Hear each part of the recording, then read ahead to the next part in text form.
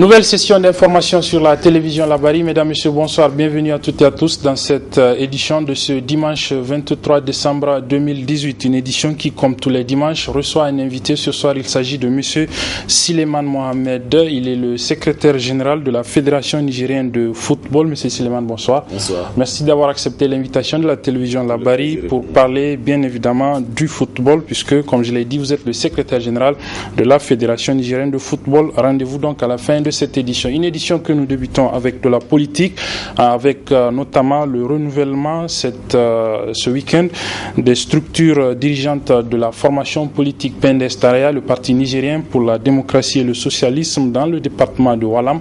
Les structures de 4 communes de ce département ont en effet renouvelé leur instance dirigeante. Il s'agit des communes de Simiri, Tondikiwindi, Dingazi et de la commune urbaine de Walam elle-même. C'était donc hier samedi en présence de nos envoyés spéciaux Ibrahim Abdou et Adamou Soumana qui nous font ce résumé. C'est à quelques encablures de la commune rurale de Simiri que le magnanim Zakjibo Dizake et sa délégation ont été accueillis par le comité d'accueil avant celui de la population de la cité légendaire en grande pompe suivi d'une visite de courtoisie à l'honorable chef de canton de Simiri. La délégation s'est ensuite retrouvée pour assister au renouvellement du bureau de la section PNDS Simiri, fort de 66 membres pour les 4 secteurs que forme la commune rurale. Un processus au cours duquel le consensus a prévalu, plaçant à la tête du bureau communal le sieur Abdou Adam. Je crois qu'aujourd'hui, c'est entre les mains de quelqu'un qui connaît le terrain, qui connaît le parti, que les militantes et les militants de Simiri ont remis le destin du parti. À ce titre, la seule chose que je souhaite, c'est un appel que je lance à l'ensemble des membres du bureau installé, dont je suis le président, à l'ensemble des militants et militantes, pour qu'il y ait un esprit de cohésion, de concorde. Un processus en marche duquel la délégation de l'enfant prodige du Zarmaganda a repris son chemin pour la commune rurale de Tondikiwindi. À ce niveau également, c'est le consensus pour la mise en place du bureau de la section avec comme président El Haj Hamma Anza. Un des membres de ce nouveau bureau nous livre ses sentiments. C'est un bureau consensuel que nous avons mis en place. Un bureau qui, j'allais dire, pratiquement c'est le même bureau qu'on a reconduit. C'est pour dire que au niveau de Tondikiwindi, le PNDS, en tout cas les gens vivent en harmonie. Nous sommes déjà en rang de bataille. La délégation s'est ensuite transportée dans le camp des déplacés de Tingara ayant fui les exactions des terroristes maliens. Des déplacés qui ont bénéficié de la générosité de Zakjibo qui leur a offert 200 000 francs CFA en guise de compassion. Cap ensuite sur la commune urbaine de Walam pour vivre une ambiance festive avant de se transporter à la maison de la culture pour la mise en place de la section PNDS commune de Walam que préside désormais Boubacar Hamidou. Un des membres du bureau nous parle du déroulé de ce processus. Aujourd'hui, c'est un long moment que nous avons pris pour pouvoir nous organiser aujourd'hui. Le parti prône justement le consensus, raison pour laquelle aujourd'hui, vous avez vu, on a mis le bureau en place dans l'ambiance et dans la cohésion. Situé à 55 km à l'est de la commune urbaine de Walam, la commune rurale de Dingazi est aussi venue présenter le nouveau bureau de sa section présidé par Ishifou Ali Chebou. Vraiment, tout s'est bien passé. C'est une chance pour moi d'être investi président et que c'est une tâche lourde pour moi. Et je m'engage à mener mon combat à terme et à vraiment militer pour que 2021 soit différent des autres années passées. Et Inch'Allah, on parle au nom de toute ma commune, il y aura un changement.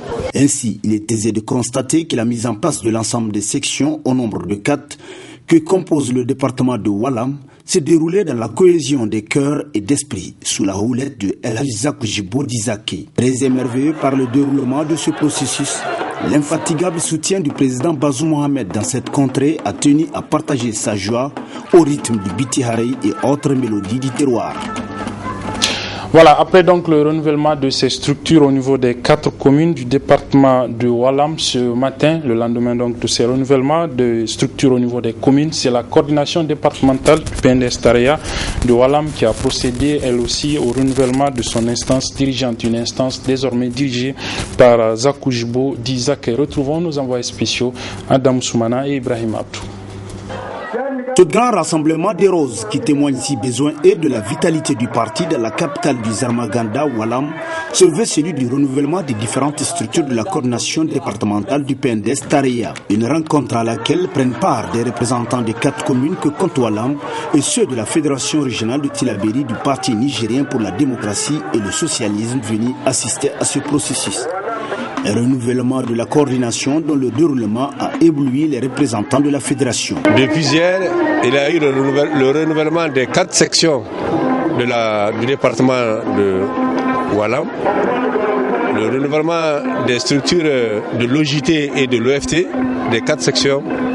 Et à l'instant, nous venons d'achever le renouvellement du bureau exécutif de la coordination de Walam et le renouvellement du bureau exécutif de la coordination des jeunes et le renouvellement du bureau exécutif de la coordination des femmes. Donc voilà un peu aujourd'hui le bilan de cette journée. Nous avons eu ici une parfaite réussite.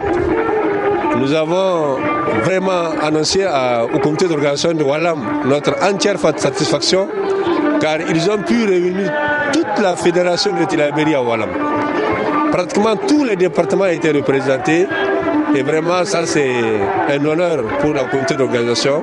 Ainsi, par consensus, les militants des 4 communes ont porté Zakari Gado à la tête de l'OJT, Hajia Maria Karimou comme présidente de l'organisation des femmes Tareya Walam et le très dynamique et charismatique El Hazak Jibo Dizake à la tête du bureau exécutif de la coordination à la satisfaction de la fédération régionale de Tillabéri. Je crois qu'il l'a dit très bien, le camarade Zak Jibo a montré vraiment une très forte mobilisation et je crois que dorénavant, Walam va changer. On va avoir bien sûr des meilleurs résultats pour les échéances électorales 2020-2021. Le PNDS Tareya et son comité exécutif national peuvent dormir tranquillement sur leur laurier lors des échéances électorales à venir, car disposant à Walam d'une équipe de combattants à même de relever tous les défis. Zakujibo Dizake vient encore une fois de prouver qu'il est incontournable sur l'échiquier politique aux Armaganda. De la politique encore avec cette fois-ci la convention régionale CPR Inganti de Zender qui s'est réunie elle aussi au niveau de la région de Zender. C'était le 19 décembre dernier. Une réunion qui a vu la participation du président national du parti Maman Kassou Mokhtar comme rendu ici dans ce compte rendu. De ces assises de la Convention régionale de Zander du Congrès pour la République CPR Inganti, axé sur le thème État des lieux et mobilisation générale, il ressort cette résolution du comité restreint. La Convention régionale de CPR Inganti de Zander donne mandat à la coordination régionale de compléter le bureau de la Convention régionale. Fait à Zander le 19 décembre 2018. Notre Convention régionale intervient dans un contexte promoteur de notre pays, particulièrement celui de Zender-Savoie, engagé à jamais sur la voie du progrès et de l'émergence grâce aux énormes investissements et surtout personnel du président de la République, chef de l'État, son Excellence Issou Mamadi. La Convention régionale CPR Inganti de la région de Zander profite de cette conférence régionale pour remercier de vive voix le président de la République, son Excellence Issou Mamadi, pour toutes les réalisations faites au profit des populations de la région de Zander. La coordination régionale CPR Inganti de Zander tient à remercier vivement son Excellence Kassou Mokhtar, président national du parti, pour son engagement franc et honnête vis-à-vis du programme de la Renaissance Acte 2. Une conférence qui a réuni autour du président Kassou Mokhtar un nombre important de militants et militantes du CPR Inganti de la région de Zander. Écoutez avec attention la déclaration de la convention de Zander dans laquelle ils ont réitéré toute leur reconnaissance et puis leur gratitude au président de la République pour tout ce qu'il est en train de réaliser, pour toutes ses réalisations, pour tout ce qu'il est en train de faire, n'est-ce pas, pour garantir et renforcer le bonheur de notre peuple. Ils ont cité beaucoup de réalisations et ses réalisations. Tous ceux qui ont suivi le message à la nation du président, il a rappelé quelques-uns. Je voudrais également vous remercier pour la confiance que vous venez de renouveler à tout ce qui est en train d'être fait au niveau du secrétariat national. Je vous donne de la même façon que vous nous avez assuré, je vous donne l'assurance et la garantie que nous allons continuer à travailler pour l'élargissement de notre parti, qu'il soit parmi les partis avec lesquels on va compter dans cette région. À l'ouverture des travaux de cette conférence, plusieurs intervenants se sont succédés, qui pour souhaiter la bienvenue aux participants, qui pour féliciter le comité d'organisation pour la grande mobilisation et également lancer un appel à l'unité afin d'asseoir davantage la cohésion au sein du CPR Inganti. Fin cet après-midi des Assises nationales de l'entrepreneuriat au service des ODD, les objectifs de développement durable, des assises qui ont duré 2 jours du 22 au 23 décembre 2018 sous le thème les ODD au féminin. Le résumé de la cérémonie de clôture de ces Assises nationales sur l'entrepreneuriat au service des ODD avec nos reporters Halid Bourema et Abdelrazak Hamidou. Cette cérémonie rentre dans le cadre de la clôture des Assises nationales 2018 de l'entrepreneuriat au service des ODD, sous le thème « Les ODD au féminin », au programme panel, workshop, atelier. DLC en partenariat avec l'OIF a lancé un appel à projet qui est axé sur les ODD, notamment le 1 et le 3. Et ces 2 journées des Assises auront comme point culminant le pitch des lauréats qui ont été retenus par rapport à ce projet. Nous sommes plutôt satisfaits. Nous avons eu l'affluence des jeunes, puisque c'est les jeunes et les femmes qui sont principalement notre cible. Et grâce à Dieu, nous avons accueilli pas mal de jeunes entrepreneurs et de jeunes porteurs de projets qui sont vraiment très talentueux. Au sortir de ces assises, nous espérons que ce retour d'expérience fera tâche et fera en sorte que les jeunes entrepreneurs et les jeunes femmes en particulier pourront mettre à profit toutes ces expériences qu'on a pu mettre à leur disposition. Un thème qui a pris tout son sens avec la participation de grandes figures de la réussite dans l'entrepreneuriat féminin. Pour les jeunes, je crée un espace où je leur donne l'opportunité de profiter de notre expérience et de tout ce que nous avons dans l'espace écosystème pour l'entrepreneuriat des jeunes, afin qu'eux aussi ils puissent réaliser leurs rêves. Je suis la promotrice de Hadiline Création. C'est une entreprise de mode. Comme presque tout le monde au Niger, mes parents n'étaient pas trop pour. Parce que pour eux, ils ont payé mes études pour être dans un bureau, pour être cadre de fonction publique, je ne sais pas. Mais j'ai poursuivi ma passion. Je n'ai eu aucun cours en stylisme. Je n'ai jamais eu de cours sur la mode ou quoi que ce soit. J'ai juste suivi ma passion, quelque chose que j'aimais. Et je me suis lancée. Parce qu'on ne peut pas se battre contre un ennemi qu'on ne connaît pas. Donc il faut connaître c'est quoi le cancer, il faut connaître ce que c'est, il faut savoir si on peut le traiter. Et c'est ça seulement qui permet de lutter. Donc, et nous sommes dit, c'est pas tout de connaître. Quand les patients viennent, quand les patients vont, ils vont face à eux des agents qui n'ont aucune formation ou très peu de formation de base. Donc c'est pour ça qu'on a dit il faut également qu'on forme les gens.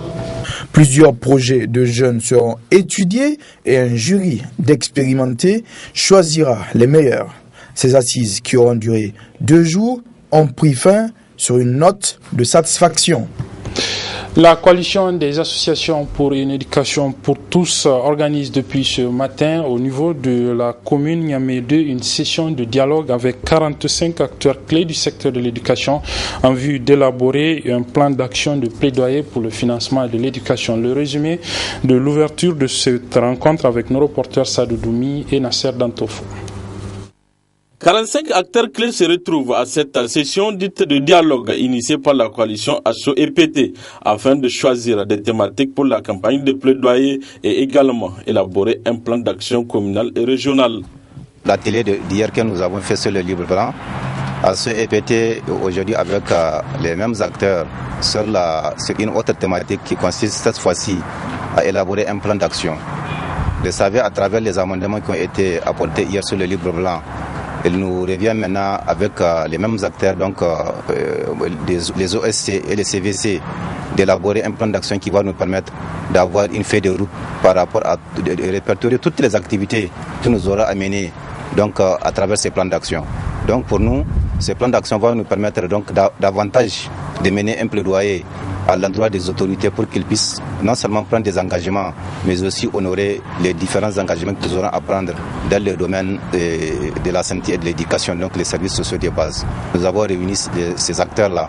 Nous allons travailler, en tout cas d'arrache-pied, pour pouvoir élaborer un plan d'action qui répondra à même aux différentes préoccupations qui ont été évoquées hier à travers les livres blancs et éventuellement aussi d'autres actions auxquelles nous allons penser qui feront la fierté de la population, notamment en ce qui concerne l'éducation et la santé. Le président de la coalition ASSO EPT a, au cours de cette cérémonie, demandé l'implication de tous pour qu'à l'issue de cet atelier, un plan consensuel puisse être adopté. Nous en venons donc à notre invité. Il s'agit aujourd'hui de M. Siliman Mohamed. Il est le secrétaire général de la Fédération nigérienne de football. M. Siliman, à nouveau bonsoir et merci d'avoir accepté donc l'invitation de la télévision Labari. Bonsoir. Pour nous parler donc du football, surtout parce que vous êtes, comme je l'ai dit à l'instant, on va dire le tout nouveau secrétaire général de cette fédération, un poste que vous occupez il y a de cela quelques semaines, on va dire. Peut-être avant de venir au football lui-même, la vie de cette discipline dans notre pays, un mot sur cette fonction que vous occupez, le secrétaire général, quel est votre rôle et puis finalement comment est-ce que finalement même vous vous retrouvez à ce poste puisqu'on vous connaît journaliste. Oui, merci Abdourazak. Je voudrais tout d'abord remercier la direction générale et l'ensemble du personnel de la télévision Labari pour l'ensemble de votre œuvre de télé citoyenne au bénéfice du public et de la population nigérienne. Donc je suis très heureux, très honoré d'être parmi vous aujourd'hui afin de répondre à vos questions. Effectivement, j'ai eu l'honneur et le privilège d'être nommé secrétaire général de la FENIFOOT le 16 novembre 2018. Cela fait à peine un mois que j'assume cette responsabilité. Nous sommes actuellement en pleine passation avec mon frère et ami, le précédent secrétaire général, Elhaj Ibrahim Tchemogo Moussa Di Kabo, auquel donc je succède et qui a appelé à d'autres responsabilités au niveau du comité olympique et sportif nigérien. Donc progressivement, je suis en train de m'imprégner de ce nouveau statut et ça se passe très bien. Et il faut dire que je suis déjà un acteur, comme vous le savez, du mouvement sportif nigérien et particulièrement au niveau du football où j'ai déjà occupé plusieurs fonctions. J'ai eu la chance depuis 2009 d'être dans certaines commissions au niveau de la Fédération nigérienne de football. C'est le cas de la commission communication, bien sûr, mais aussi de la commission équipe nationale, où à un moment où j'ai même assumé le rôle de rapporteur de cette commission. Donc j'ai été toujours très impliqué par l'équipe du président, le colonel-major Jubilehi Mohamed Dipele. C'est, j'allais dire, tout naturellement que le passage de témoin s'est fait, parce que, comme je l'ai dit encore, je suis très proche de l'ancien secrétaire général, donc j'allais dire que vraiment les choses se font de façon naturelle. Bon, en tant que secrétaire général, je suis le directeur administratif de cette fédération. J'incarne un peu tout cet aspect qu'il faut, qui, comme vous le savez, donne le ton de toute administration. C'est toujours très important d'avoir déjà un siège, une administration qui qui travaillent pour le bien de la famille du football, pour le bien de la famille du football nigérien. Et je suis également, en tant que secrétaire général, chargé d'exécuter les décisions de l'Assemblée générale, qui, comme vous le savez, comme toute association, l'Assemblée générale qui est l'organe suprême de l'association, mais aussi chargé donc d'exécuter également la politique et la vision du comité exécutif de la Fédération nigérienne de football, conduit par le colonel-major Jubilehi Mahamidou Dipele, mettre donc en branle toutes les décisions qui vont dans le sens du développement du football nigérien. Maintenant, en tant que journaliste, évidemment, j'ai mon... chacun a son style, comme on dit, de management, de direction, chacun a son carnet d'adresse, chacun a son feeling, si vous me permettez l'expression, et je crois qu'on essaie de s'impliquer, de nous mettre vraiment au travail résolument au profit du football nigérien. Alors oui, on comprend que c'est un rôle assez important. Comment vous l'entrevoyez-vous, puisque même si vous êtes dans le milieu, c'est quand même nouveau pour vous. Comment vous entrevoyez, quels moyens vous allez vous donner pour répondre, on va dire, à cette responsabilité qui vous est confiée? Le premier moyen, c'est vraiment être à l'écoute. Être dans une sorte de gouvernance participative, dans la concertation, et échanger beaucoup avec tous les acteurs, sans aucune exclusive, afin que le football soit vraiment reste et soit davantage dans le cœur de toutes nos entreprises, de toutes nos actions.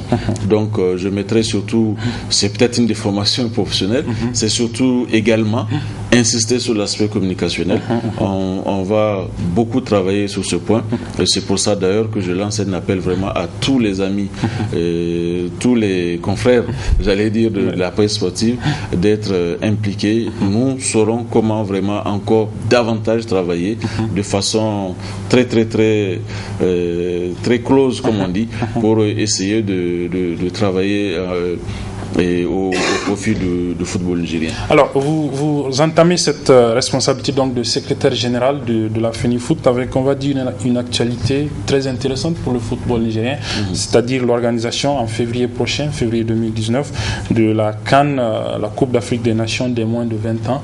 Le tirage a eu lieu récemment, les deux poules ont été constituées, une va être ici à Niamey, la seconde, la B à Maradi.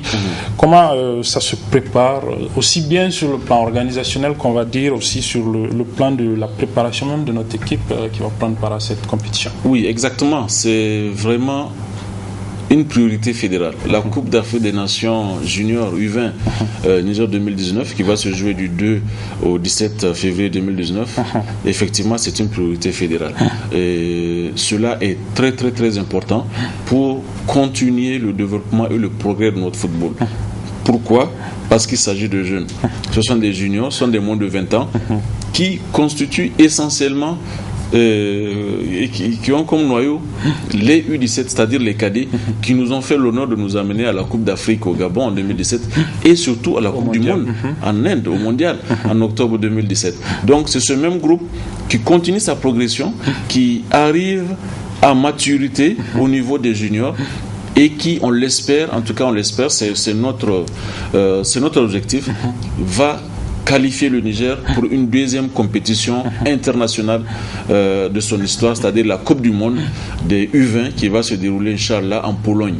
Donc, et vous imaginez parfaitement, si nous avons une équipe nationale en Coupe du Monde des U20, c'est-à-dire que, comme je le disais tantôt, la progression va se poursuivre avec notamment entre la future équipe A, comme on dit, qui sera essentiellement puisée donc parmi ces juniors. Ça veut dire qu'il faudra qu'on apprenne à couper avec ces générations spontanées, avec ces talents un peu bruts qui sortent partout sur les terrains vagues au niveau du Niger, pour avoir une vraie politique de suivi. Vous voyez là, c'est parfaitement cohérent. Ils étaient des cadets, ils sont désormais des juniors, et demain, Inch'Allah, ils seront des seniors, et notre équipe nationale sera beaucoup plus à même de se battre sur les autres pelouses continentales pour défendre l'honneur. C'est vraiment une priorité fédérale, cette Coupe d'Afrique des Nations. Et nous avons le double challenge, celui d'abord donc être présent sur le terrain, se qualifier pour la Coupe du Monde, c'est-à-dire être au minimum en demi-finale. C'est vrai que si possible, s'il y a la possibilité de remporter le trophée et faire plaisir, honneur à l'ensemble du peuple nigérien, ce serait effectivement la bienvenue. On ne va pas se priver.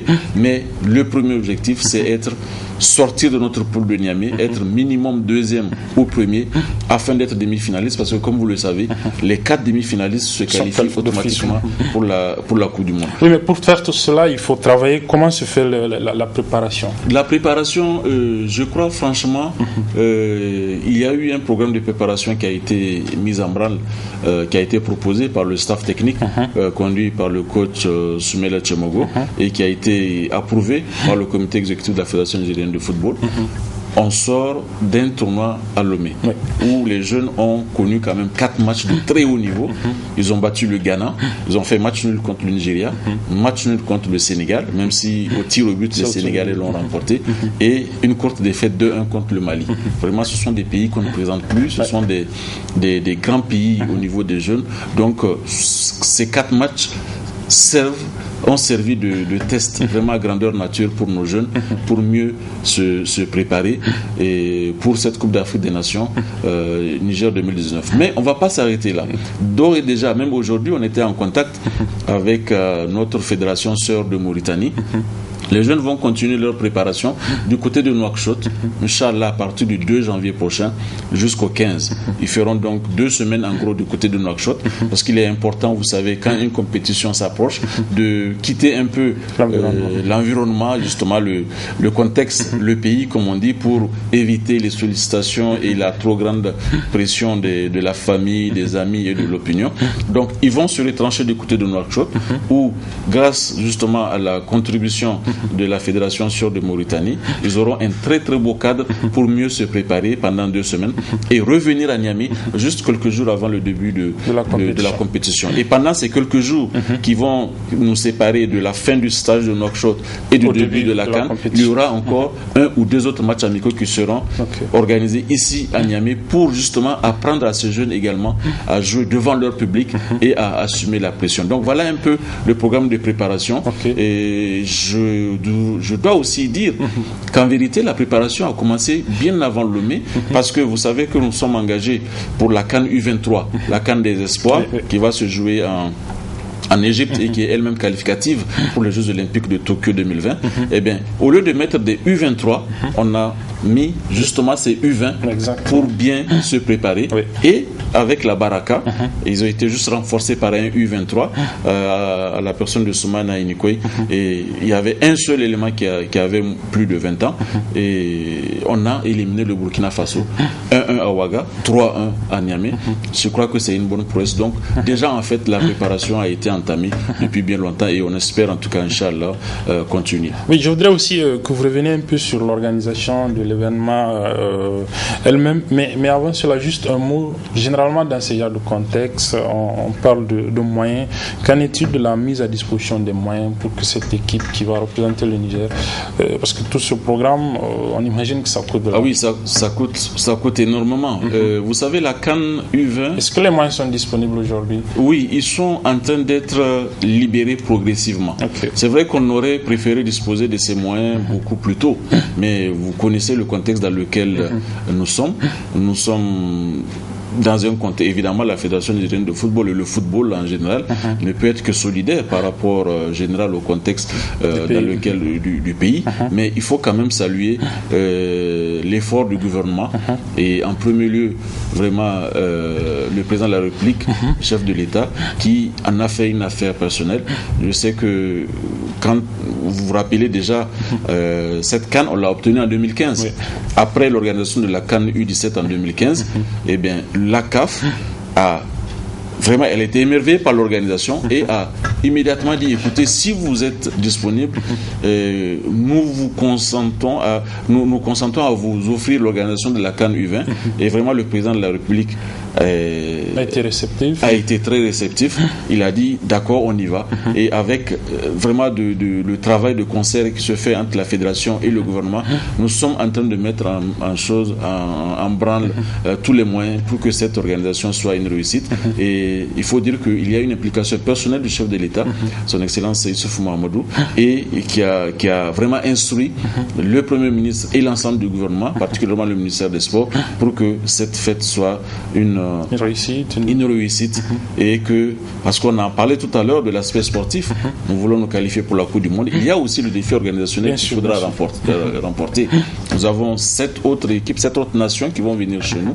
Nous avons intérêt à être à la hauteur. Nous avons intérêt à donner une très très bonne image de notre pays. Voilà pourquoi vraiment je vous dis que depuis quelques semaines les réunions se succèdent, et rien que cette semaine on a fait beaucoup de réunions dans ce pays. Et je vous dis qu'au niveau de la fédération c'est vraiment une priorité fédérale de remporter le défi organisationnel et aussi sportif. Et je crois que franchement c'est mis en branle du côté de Maradi. Et je dois dire qu'il y a eu des inspections de la CAF qui ont séjourné dans notre pays. Et la première a séjourné en août dernier, en août 2018, et la dernière était à Maradi et à Niamey les 14 et le 15 décembre. Ils ont fait le tour de toutes les infrastructures, le stade Jean Séni Kounché, le centre technique national, la télévision nationale qui sera le télédiffuseur hôte, mais aussi à Maradi, le stade régional de Maradi et le stade annexe d'entraînement qui est actuellement en train d'être préparé. Ils ont attiré notre attention sur la nécessité quand même d'accélérer un peu le mouvement, ce que nous avons parfaitement compris, et que je crois qu'avec l'aide de tous, Inch'Allah, on va finir par remporter ce défi. En tout cas, c'est notre souhait aussi. Alors, parallèlement à tout cela, il faut bien organiser, bien réussir cette CAN des moins de 20 ans ici à Niamey en février 2019. Il faut aussi, dans le même temps, assurer la continuité des activités, notamment la nouvelle saison, la saison 2018-2019. Où est-ce que vous en êtes par rapport à cette saison? Puisqu'on sait que déjà le 18 décembre, il y a eu la Super Coupe qui généralement lance la nouvelle saison. Exactement. Alors, où est-ce que vous en êtes? Oui, écoutez, je dois dire que nous avons d'abord, comme d'habitude, comme en début de chaque saison, procédé à la formation de tous les secrétaires administratifs, les secrétaires généraux, les responsables administratifs des clubs de l'élite, notamment les 2 premiers niveaux, qui ont participé à une formation. Et c'est en vérité même un recyclage, parce que chaque année c'est un peu le même module qui revient. C'est notamment avec les impératifs d'enregistrement des licences. Donc cela a été fait les 14 et 15 décembre. On a regroupé une première partie à Niamey et ensuite les 16 et les 17 décembre une autre partie à l'intérieur. Donc tous les clubs ont été formés, ont été recyclés sur l'enregistrement des licences. Il y a également la formation et la remise à niveau des commissaires au match. Parce que vous savez qu'effectivement, il faut qu'il y ait quand même des représentants de la fédération sur tous les terrains pendant les matchs officiels.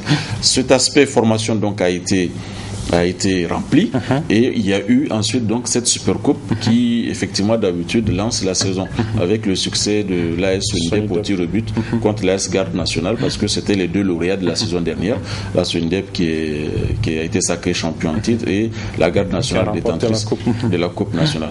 Mais nous sommes donc dans le mouvement et le 28 décembre le vendredi 28 décembre, le championnat va démarrer. Et c'est vraiment toute l'opinion sportive, footballistique nigérienne qui attend ce grand moment. D'autant plus que c'est vraiment une saison qui est lancée sous le coup de plusieurs innovations. Voilà, justement, je voulais en venir. Quelle va être la particularité de cette saison? Puisqu'on a suivi, il n'y a pas longtemps, le président de la fédération parler en tout cas de beaucoup d'innovations au niveau de cette, on va dire, de cette saison qui ne va peut-être plus être appelée la Ligue 1, c'est bien cela? Exactement. Voilà. Exactement. Bon, la première innovation, et elle n'est vraiment pas des moindres, c'est, je crois, historique, depuis que la République du Niger existe, c'est la création d'un 3e niveau de compétition. Il y a d'abord l'élite. Le premier niveau, c'est l'élite, qui va s'appeler la Super League. La Super League. Ensuite, nous avons un 2e niveau qui est la Ligue nationale. Et enfin, au troisième niveau, la Ligue régionale. La Ligue régionale, c'est-à-dire qu'elle se déroule au niveau de toutes les régions et ce sont les clubs des régions, les départements et ceux des chefs-lieux de région qui jouent cette compétition. Et c'est comme dans toutes les compétitions, il y a des montées, il y a des descentes. Donc voilà un peu vraiment le premier aspect, cette innovation, c'est la création d'un troisième niveau. On nous a fait souvent, ça fait longtemps que les acteurs faisaient le reproche qu'il fallait quand même créer une troisième division pour aboutir à une sorte de resserrement de l'élite. Parce que comme dans n'importe quelle compétition, il faut quand même il faut surtout accentuer sur la qualité. C'est bien de faire la quantité, cela permet au plus grand nombre de jouer, etc. C'est bien de vulgariser les valeurs sportives, etc. Mais c'est également mieux d'aboutir à un resserrement de l'élite. Et je crois que cette création de la Super League permet justement de resserrer l'élite et d'aboutir à vraiment à un progrès qualitatif de notre football. Et ce n'est pas encore la ligue professionnelle en tant que telle, on se dirige vers cela. Et il y a eu une rencontre à Lomé il y a quelques mois où le Niger était représenté par le responsable de la commission licence plus et le secrétaire général adjoint, où les experts de la CAFM ont dit d'accord, il faut passer à la ligue professionnelle, mais attention, il faut le faire avec beaucoup de dextérité, en prenant en compte beaucoup de paramètres. C'est pas la peine de passer à la ligue professionnelle pour juste passer. Exact, pour juste passer et rater son envol. Il faut bien se préparer. C'est pour ça que nous avons trouvé vraiment idoine d'aller progressivement. Cette saison sera une sorte de saison de transition, une sorte de saison test pour essayer de voir comment on peut lancer vraiment ce mais en tout cas cette année nous avons la Super League, nous avons la Ligue nationale et nous avons la Ligue régionale. Ça c'est vraiment une innovation très très importante. Ok, et peut-être qu'on aura d'autres occasions de revenir sur ces questions. Peut-être juste pour finir maintenant, on a parlé un peu de tout, sauf peut-être de l'équipe senior. On sait qu'elle est engagée dans des compétitions aujourd'hui. Parlez-nous un peu de cette équipe senior. Oui, l'équipe senior, vous savez malheureusement que l'équipe senior est éliminée de la prochaine Coupe d'Afrique des Nations. Parce que les jeux sont faits dans notre poule, il ne faut pas se voiler la face. Mais quand même, on s'est donné un peu du baume au cœur avec cette victoire du côté des Swatini, 2-1. Et nous allons finir la compétition, les éliminatoires à domicile ici à Niamey, face aux pharaons d'Égypte qui sont déjà qualifiés. Je crois qu'il ne faut pas faire piètre figure. Il faut nous sommes déjà dans la préparation de la CAN 2021, Inch'Allah. Et actuellement, vraiment, comme je vous l'ai dit, notre priorité reste les U20. Nous voulons préparer l'avenir. Et les U23, parce qu'ils vont jouer le prochain tour contre la Côte d'Ivoire, où ils ont vraiment leur chance. Et nous sommes dans cette optique, travailler à moyen et à long terme. Pour les seniors, c'est vraiment des formalités que nous allons remplir. Il ne s'agit pas évidemment de finir en roue libre et de mal finir, comme on dit, mais il faut se préparer surtout pour l'avenir. Mais j'aimerais quand même, si vous le permettez, l'autre innovation pour le championnat, c'est que c'est le championnat national féminin. C'est quand même une innovation également qui va se jouer demain, lundi, il y aura le tirage au sort avec 6 régions. Malheureusement, nous déplorons l'absence de Tillabéri et de Difa, c'est vrai, mais je crois que ce n'est que partie remise. Les 6 autres régions sont là. Il y aura le tirage au sort demain et le championnat va commencer le mardi. C'est également une innovation parce que vous savez que la FIFA accorde beaucoup d'intérêt pour le football féminin et le dernier sommet exécutif à Kigali a été l'occasion de voir justement qu'il est important de penser à la frange féminine pour qu'elle soit pas également à la traîne. Et je pense que nous avons des talents, nous avons des compétences ici au Niger que nous voudrions vraiment valoriser. Alors, puisque vous parlez de ça, on va vous permettre de finir cet entretien avec un appel pour le public, pour on va dire ce championnat féminin qui va débuter, comme vous le dites bien. Oui, absolument. Le championnat féminin, nous encourageons. Déjà, il y a eu, je crois que certains ont eu l'occasion de découvrir certains matchs au niveau des éliminatoires de la région de Niamey, puisque c'est dans l'ensemble des pays que les éliminatoires ont eu lieu. Et je pense que vous savez, ce qui est bien avec le football des jeunes et le football féminin, c'est que c'est un football qui est sain. C'est un football qui ne calcule pas et où il manque encore, et je touche du bois, vraiment un peu du vice que vous pouvez voir au niveau du football masculin ou au niveau des plus grands. C'est vraiment du football sans calcul, et nous appelons vraiment l'ensemble des populations, des amoureux du football à faire massivement le déplacement du côté du stade municipal pour suivre ces rencontres. Et au-delà, toute la saison qui va commencer, nous allons jouer 5 journées entre la fin décembre et la fin janvier. Nous allons arrêter pendant la Coupe d'Afrique pour faire place à la CAN. Vraiment, nous appelons le public sportif à faire massivement le déplacement au niveau des stades pour encourager les différentes équipes qui vont se produire. Et dans tous les cas, nous ne les irons sur aucun moyen pour continuer toutes les démarches, enfin, comme je l'ai dit encore, dans le cadre de la gouvernance participative et de concertation, amener les uns et les autres sans exclusive vraiment à vivre leur passion à fond. Merci Suleiman Mohamed. Je rappelle donc que vous êtes le secrétaire général de la Fédération nigérienne de football. Merci d'être passé sur ce plateau. Merci également. Merci aussi à vous, chers téléspectateurs, qui nous avez suivis. C'est la fin de ce journal. Merci de l'avoir suivi. Merci aux équipes techniques et rédactionnelles qui m'ont aidé à le présenter. Les programmes se poursuivent sur la télévision La Bari. Au revoir.